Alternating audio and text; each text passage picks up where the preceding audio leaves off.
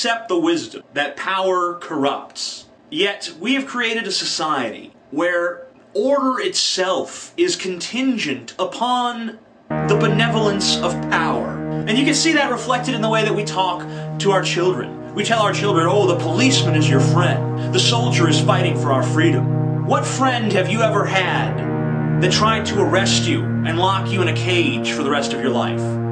What freedom do you have that some citizen living in a country that you've never heard of presents a threat to? The policeman is not my friend. And my freedom doesn't stem from the government. In fact, power can only create oppression. Power can never be the source of freedom. And you know what? Power doesn't even pretend to be. Not in this country. Here, power tells you, give us more of your freedom so that we can ensure greater security. Whatever happened to give me liberty or give me death? That got forgotten somewhere along the way in this country. And yeah, the police will protect you if someone's trying to break into your house. And the army will protect you if another country tries to invade. But what happens when the police are trying to break into your house? And what happens when we're invaded by our own army? Power doesn't care about your freedom.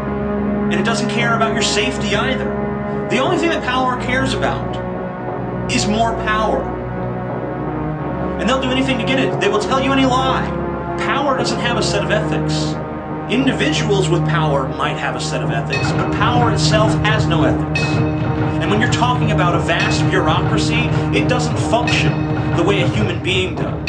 It functions as a leviathan. It is a set of precepts, of absolutes. It is cold. It is unsympathetic. It is unempathetic. It does not care about you or me or anyone. The only thing that it cares about is the furtherance of its own power and the continuation of its own existence. So as long as we have police prowling our streets and army bases punctuating our countryside, you will never be secure and you will never be free. If you put a bunch of rats in a cage with a snake, the snake is not going to protect them.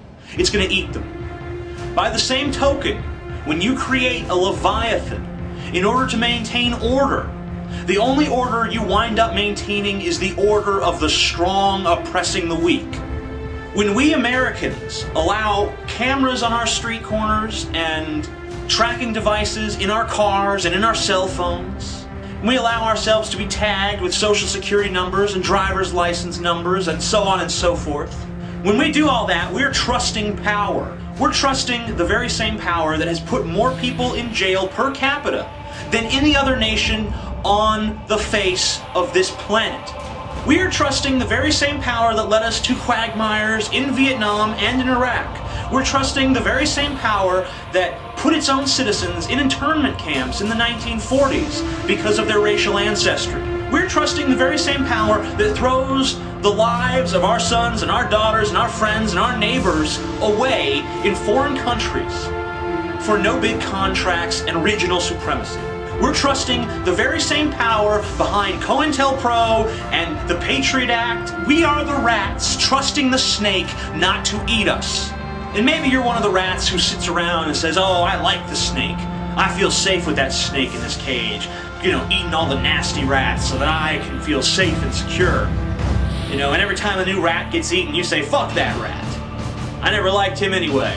If he wasn't doing anything wrong, the snake wouldn't have eaten him. And later on, when you're digesting in the snake's belly and you sit there and think, what did I ever do wrong? What you did wrong was allow the fucking snake to live in the first place.